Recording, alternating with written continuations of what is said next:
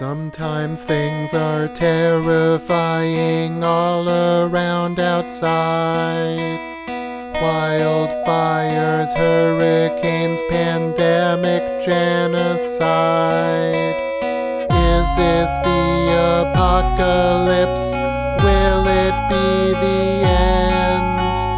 How can we all save ourselves if we can't all be friends? 1, 2, 3. So come on in to a place that is fun. I'll be your friend and you can be mine. The world is a stream of constant bullshit, but that doesn't mean there's not a whole lot of good shit. You start with the mean and we can make something different. Let's build a world that is good. This is a show for adults.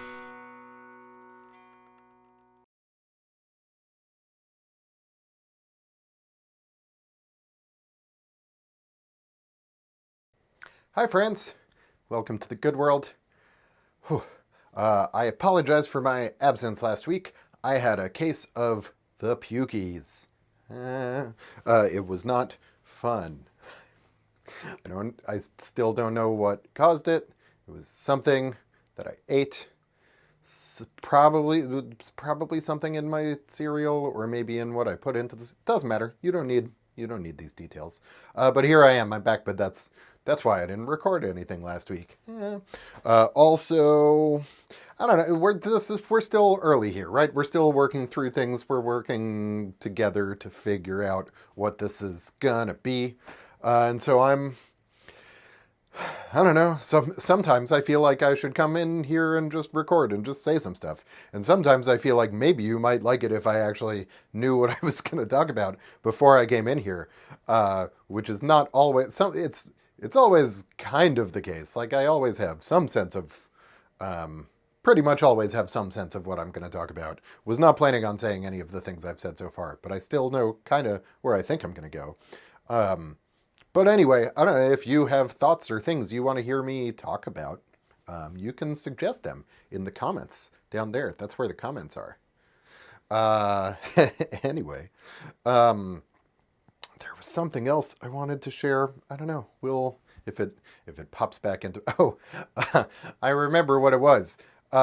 You may have noticed in the last video, I did put something about this in the description, but not everyone reads it. I had a big white dot on my head, which was a really good look for me, I think. So I don't have strong feelings about like the need to wear makeup and look my very best when I do this, but I am a very sweaty person. I am a sweatsman, if you will. And I find that the amount of glare generated by my sweat can be distracting. So I have been wearing makeup, and I also have this spray-on shampoo that was recommended by the internet. Well,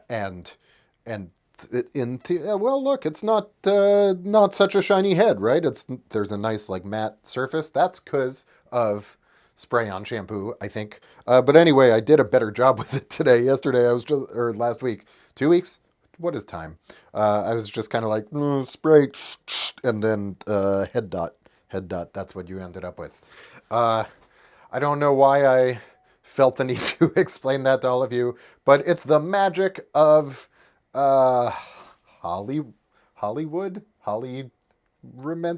Sacramento tree. We have trees here. Anyway, so yeah, it's been an exciting and eventful couple of weeks. Susie and I went to the plant nursery. We got a whole collection. We got 5 lavender plants. We went there expecting to get like a couple, and they had hundreds, probably 20 to 30 different kinds of lavender. So we now have 5 kinds of lavender growing in our yard. Very excited for how pleasant it's going to smell here. And it's right next to the hot tub, which is really perfect if you're trying to relax after a long day. That happened. We have an artichoke plant that's really fulfilling some of my greatest lifelong dreams of growing my own artichokes. I don't know if they'll actually taste good here. My understanding is they prefer a slightly cooler climate, but they look really pretty when they flower. So even if they're not edible, we can get the edible ones from the farmer's market, and then we'll have these big, pretty purple flowers. Actually, if you look in the animated sequence at the opening of this show, you will notice that there is a bull taking a dump, and then growing out of said dump are some very pretty flowers. Those are artichoke flowers. Thank you, Deborah, for going with my weird idea on that one. Anyway, so the thing that I've been thinking I would talk about today, and there's a lot more to say about this, but got to start somewhere. So I finished today. So I decided right around Christmas I was going to read War and Peace. My dad had read it. I think he's read it multiple times. Really kept insisting that I should read it. Also, I started reading a book and it talked about Tolstoy and sort of his opinions on war and his philosophies, and I found that really interesting. And so I figured, okay, I'll start reading War and Peace.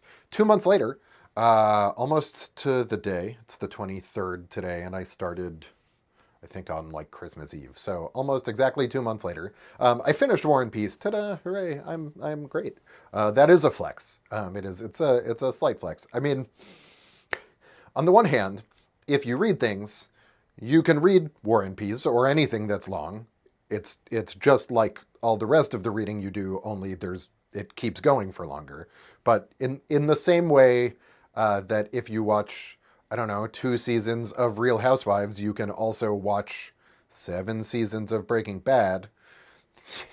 If you read a book, you can also read War and Peace. But anyway, I read War and Peace. I do like the idea of just, again, the slight flex of just encountering. Infinite Jest is a book that I also really enjoyed, but it's something that people like to talk about having read because it shows how well read they are. And I really, really appreciate the opportunity to say, oh yeah, I liked Infinite Jest. Have you read War and Peace? Because I think that'll be fun. Oh yeah, I read that very long book. What about this other very long book? I read another very long book. It's very long. It's a very long book. It took me 2 months to read. But it's a good book. And there are a number of things in it that I think are interesting to talk about and would be really interesting to talk about here. But the thing that I wanted to start with is, so one of the many things going on in War and Peace. So it's set in Russia in sort of at the time of the Napoleonic Wars, so early 19th century Russia, 1800, I think 7 is when it starts, something like that. 1812 is sort of the main. That's when Napoleon invaded Russia. And basically the entire French army was wiped out, just not even by the Russians so much as by the process of trying to invade Russia and then retreat during winter. There's much more history that one could go into that I am not going to try to cover here. There are other channels, I'm sure, that could give you all of this history. But War and Peace is set in that time period and really does more to look at the people and the lives of the people and the experiences that are going on. I read, after I finished it, there's sort of a magazine article, I guess, that Tolstoy wrote about War and Peace after the fact. And people apparently were very frustrated by the fact that his book did not seem to stick very closely to their understanding of these wars based on the histories of these wars. And he talks about how, if you read what a historian says, it'll say that General so-and-so ordered the troops to such and such point and blah, blah, blah. But the reality on the ground is that there are just a lot of people trying to survive and or kill each other, and it's chaos. And he does, I think, a pretty good job of capturing that, as well as the experiences and lives of these same people, both away from the battlefield also. But part of what's going on in Russia at that period in time is serfdom is on its way out. And serfdom is not something I had learned much about ever. I didn't take European history in high school, so maybe I missed out on it then. And I didn't take, I don't think, any history. I took anyway, I didn't take any European history courses in college either. So it's not a thing I ever learned about. But serfdom was pretty messed up. It was a feudal system. It existed well into the 19th century in plenty of places. And the idea was basically, if I am the lord of the manor, I own all of this land, and you, a serf, are legally my property, and you are obligated to work the land for me. I can't necessarily buy and sell you, but if I sell the property, then you come with the property. In the same way that when Susie and I bought this house, there's a fountain in the yard that was included. you, a person, could have been included with a manor house because they didn't realize that people who weren't super rich were still people. Things are better-ish now, but that's kind of what I wanted to talk about, right? It's not as much better as we might like it to be, and we still have an environment that very, very strongly not just caters to the whims of the rich and sort of the various tiers of wealth, but also glorifies and valorizes and says, oh, this is a great person. He built this company from nothing. He's amazing. And, it's not to say that that person who built the company is a bad person, but they're not actually better than anyone else. And they certainly they do not deserve the comparative advantages of being, I don't know, for example, having a yacht with a service yacht that follows your yacht versus all of the people who are still all around us without homes, without food. And I don't mean, well, I do mean to get a little preachy because I'm in divinity school. I have to get a little preachy. But the point is we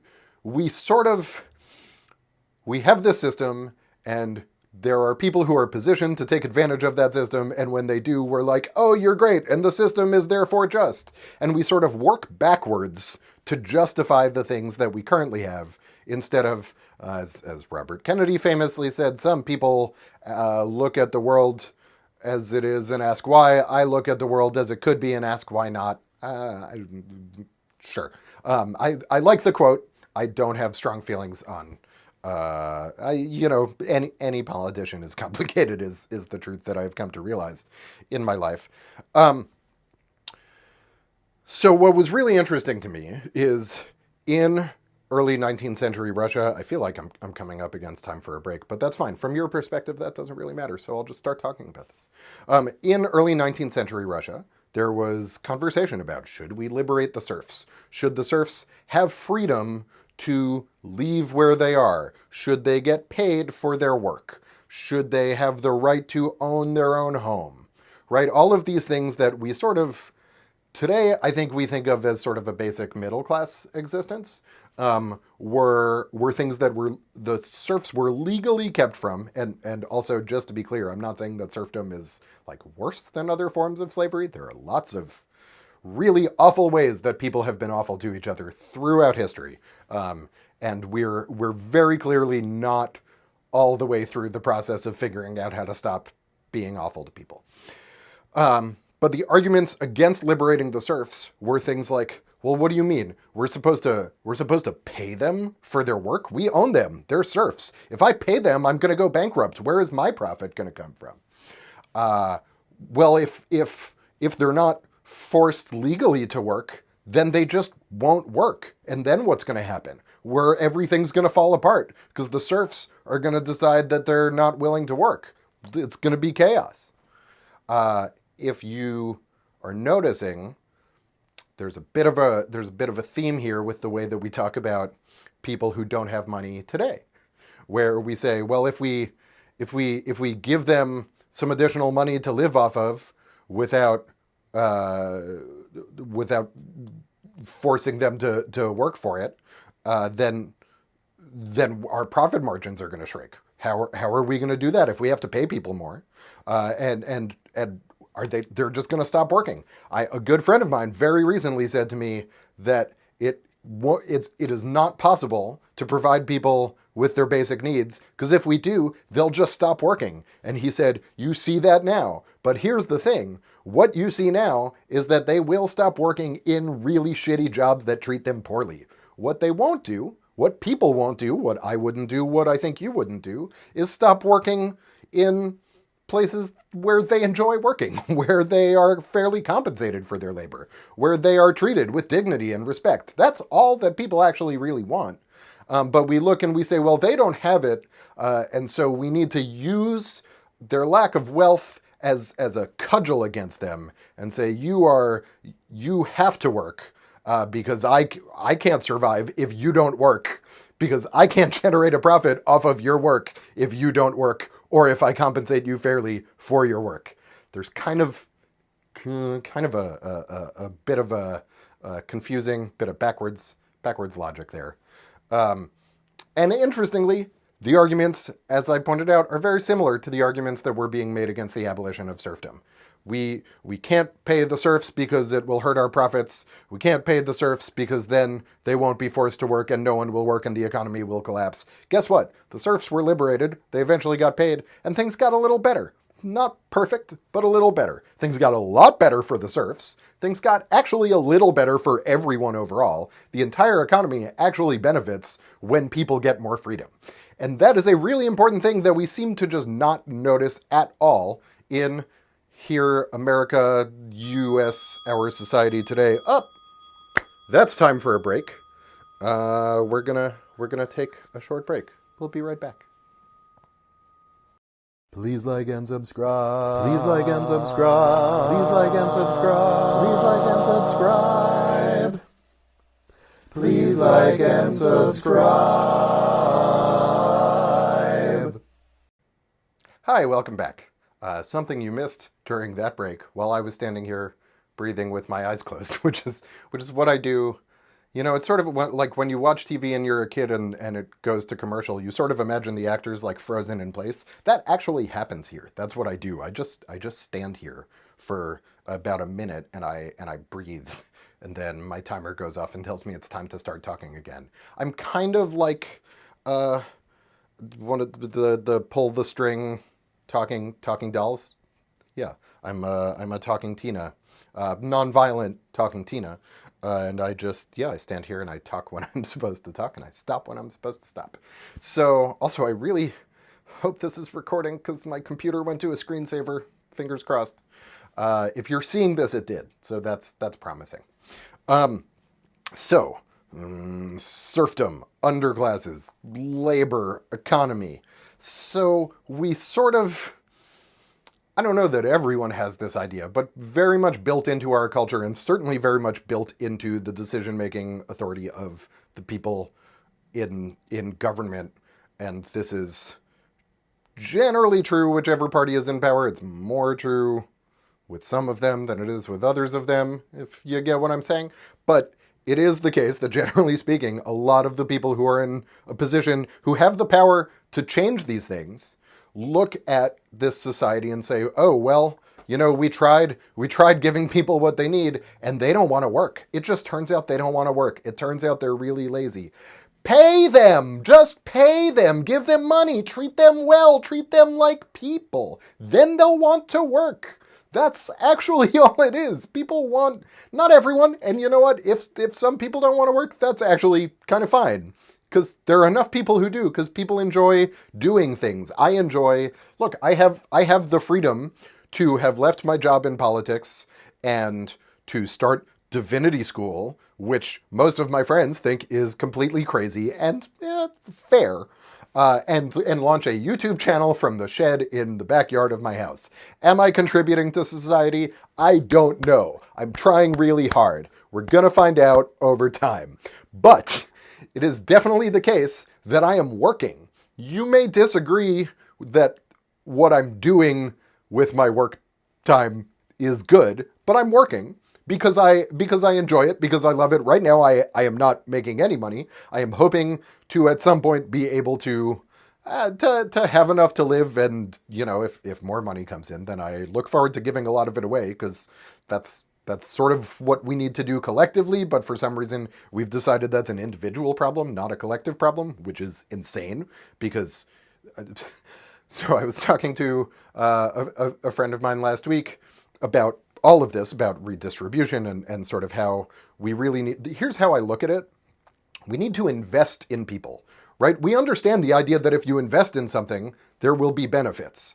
If you invest in people, they will produce things. If I invest in putting lavender in my yard and I give it the sunlight that it needs and the water and the soil, actually lavender doesn't like that much water, but it loves sunlight, it'll create more lavender.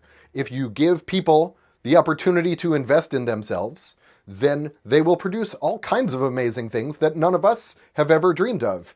But instead, we're like, well, we should actually I think the best thing for our system to incentivize is more billionaires investing in 5 different versions of basically the same app.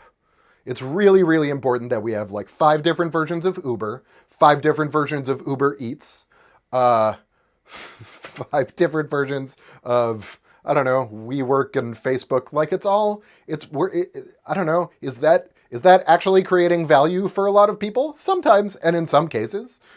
But I don't think that all of our resources need to be pointed that way. Sometimes it is helpful to let people pursue further education. Sometimes it is helpful to let people be parents, right? Being a parent is not economically rewarding. It is in fact quite the opposite. I am not a parent. I have many friends who are, and there are plenty of people out there who have to choose between having a job and being a parent, and we're like, well, we have tax credits for them. Great. Are you going to pay for their accountant also? Is that part of what's happening?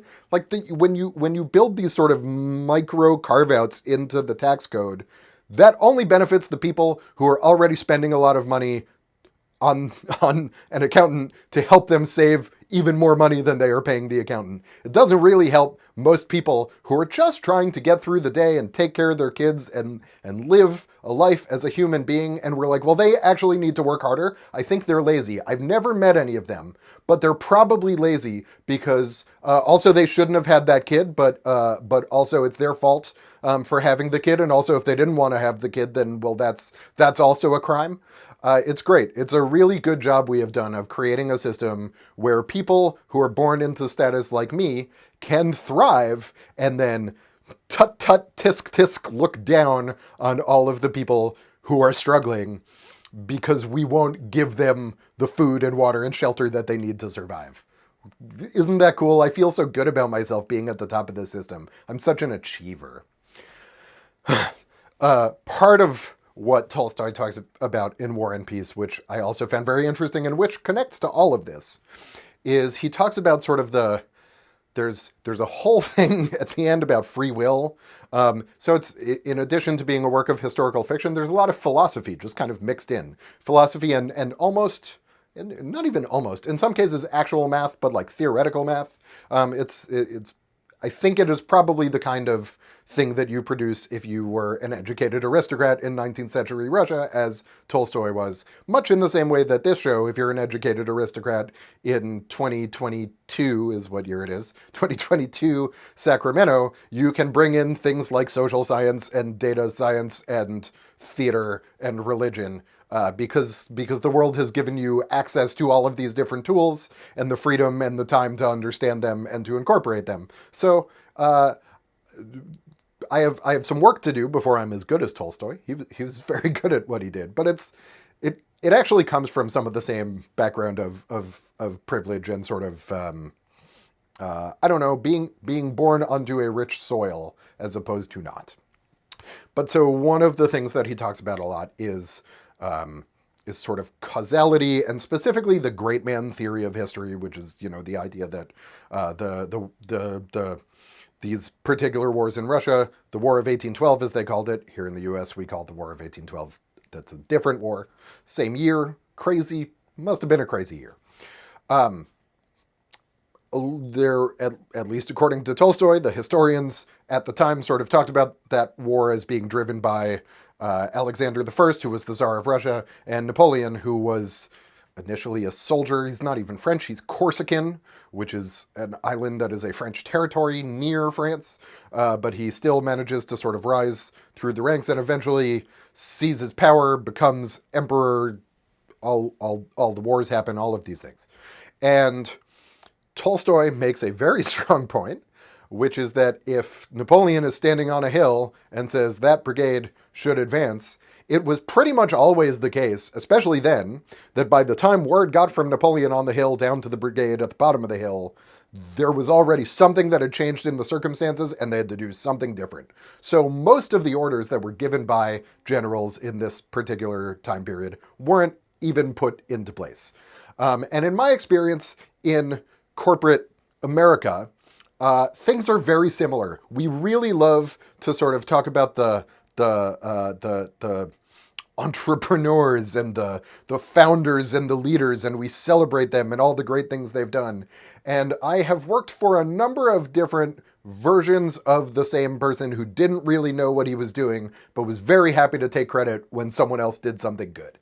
And I am certain, without having worked at most of our biggest tech companies, that most of what is happening has very, very little, if anything at all, to do with the people at the top who we are celebrating and who are reaping insane amounts of wealth on the premise that they deserve insane amounts of wealth because of all of the great things that they have accomplished and achieved by standing there and taking credit for some engineers. And then we're like, yes, this is good. It is good. Those people deserve to have everything they have. These people deserve to be miserable and working 3 jobs and still having the debt collectors knocking down their doors. This is good. This is all very, very healthy and functioning, is what we seem to say when we look at it. And it's insane. It's insane. The generals in Napoleon's time and the CEOs today are pretty removed from the work that people are doing. They are spokespeople. They are sometimes figureheads. That's the word that came to me. I'm just going to go with it. Not always, right? Sometimes they are involved. And sometimes the company started with that CEO doing a bunch of coding and then they sort of handed it off to other people. And that's cool. And I'm not saying they don't deserve to get paid at all. And I'm not saying they don't deserve a pat on the back for doing a good job. I'm just saying that they don't need to get paid hundreds of times more than any human being needs to survive while their workers and everyone's workers are struggling to get by, are having a miserable time, get sick and can't afford to go to the doctor. If they go to college, then they're in debt for the rest of their lives. We've somehow managed to turn a society that's supposed to be based on creativity and ingenuity and all of these things, and turned it into a society where most of that energy is towards exploitation and debt, right? The biggest way these days that people in America are getting rich is, how can we use technology to exploit poor people slightly more efficiently? Or how can we use technology to, well, it's still to exploit poor people slightly more efficiently. One is through debt, one is through labor. So that's what it is. How can we exploit poor people more efficiently through their debt and making them take on debt, and then we get to just keep extracting money from them? Or how can we exploit poor people more efficiently by not paying them very well for their labor and then condemning them when they have the gall to ask to be treated with human dignity? Don't they know how great we are? I am so great. Everybody praise me. There's a reason it's called the Napoleon complex. Dude was really insecure and no one liked him, and it turned out that the farther he got into his job, the less he knew what he was doing. He led an army to Moscow in the run-up to winter. The Russians didn't fight him very much. They sort of made a stand a couple places. The Russians didn't really win a battle. When Napoleon got to Moscow, the Russians left. And Napoleon was there and he was like, well, what the hell do I do with this? And then the city caught fire. And Tolstoy talks about this and he says, some people think the Russians lit the fire. Some people think the French people lit the fire. The truth is, the whole city was made of wood. It was hot and dry, so there was a lot of fuel, and it was perfect conditions for a fire, and there weren't any firefighters because everyone had left Russia. So Napoleon is standing there looking at this burning city that he conquered, and he's like, well, I've made a mistake. And so he tries to take his whole army back, and just the entire way back to France, they die of starvation, they die of exposure to the cold, they die in battle, sometimes also. And by the time he gets back, there's almost no one left, and Napoleon ends up being driven from power. There are all kinds of... Then he goes to Elba and he's like, I bet I could be emperor again. And he leaves and goes back to France. And they're like, sure, you can be emperor again. And then he's bad at it again. And then they're like, actually, no. Elba wasn't far enough. Now you're going to St. Helena in the very, very southern Atlantic, where you can definitely never come back from. So we have a society of Napoleons, and we're just all playing along, just as the people of Napoleon's time played along with the idea, le grand empereur, le grande armée, sa majesté. Just just sort of worshiping at this dude's foot while he stands there and says, that brigade, go there. And they don't, because, again, they don't even get the order. And then at the end, he's like, I did that. I am great. I am so great. It's not every CEO, but it's a lot of CEOs. And the point of that is actually that it's not any of them individually that is the problem. It is not any CEO individually. It is not any collection of CEOs or CFOs or company presidents, whoever. It is not any individual or small group of rich or powerful people. It is the systemic structure that creates all of these problems that we have. When Tolstoy talks about free will, he talks about the fact that if you look at any one person's actions, we break it down to the specific moment where it happens, but we're ignoring all of the things that led up to it, including that person's birth and all of the things that their parents experienced that then influenced that person's birth. The example he uses, so he compares it to, it's sort of Zeno's paradox, but it's a variation that I had not previously heard. It's Achilles is racing a tortoise. The tortoise is ahead of Achilles, and if Achilles is going to pass the tortoise, well, first he has to get halfway to the tortoise. That's the time. I'm going to try to tie this in, and then we'll go. Achilles, first he has to get halfway to the tortoise, and then he has to get halfway again. And there are an infinite numbers of halfway between Achilles and the tortoise. But Achilles does, in fact, get past the tortoise. And Tolstoy says that's because we like to think of things in discrete terms, but actually everything is continuous. It is continuous. The universe all around us is continuous and infinite in every single direction. And the primary things that shape these what appear to be the decisions of a single individual are, like Napoleon or like pick your CEO, are these very, very long tales of history and structural things. Tolstoy, in fact, says that if the only way we can imagine a human being having free will is to have them pop into existence in limbo, then they have free will. Otherwise, they're just responding to the things around them.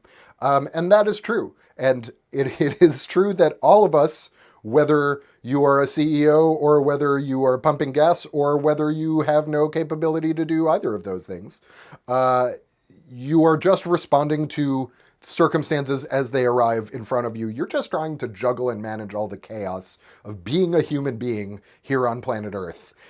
And yet somehow our legal and economic and political system is built on the idea that actually, if all of those circumstances have put you in a good position, you're great. You're the best and you deserve it. You deserve it, Seth. You're so much better than all those other people. And if all of those circumstances have left you in a bad position, shame on you. You're bad person. Bad. It's insane. Let's stop being so insecure that we need to tell ourselves how great and special we are and how much better we are than those other people over there. And just recognize that all of us are shaped by things so much bigger than we can control. But we can shape the system. We as a collective people can shape the system that governs all of this behavior, and we can make it better. At the very least, we can make it suck a lot less. I think it can even be pretty good. That's what the good world is. The good world is a version of our world, our system. It's the best of all possible worlds, emphasis on the possible, right? It's not like, oh, no one is ever angry at anyone ever again and everyone is happy and blissful all the time. There's still death, there's still illness, there's still people bumping into each other in ways that are frustrating. But at least we can recognize that all of us share our common humanity. All of us are just swimming in this enormous ocean, and we can build a system that supports each of us through that process instead of turning us against each other. Okay, that's what I have to say for today. Thanks so much for stopping by. Time for the song. Well, thank you, friend, for your visit today. Now it's time we both go on our way. The world will still be insane tomorrow, but don't let that fill your heart with sorrow. You can thrive in a desert, just ask a saguaro. Please give to my Patreon. Capitalism is fun. Let's build a world that is good. This is a show for adults. We are harvesting pomelos. Yeah. Here goes Seth. So many tree balls. That's a shovel. This one's big. It's a trenching spade. For digging trenches.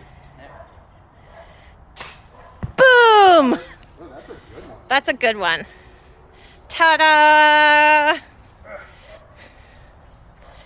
It is half the size of my head. It's definitely the size of your face. Yeah.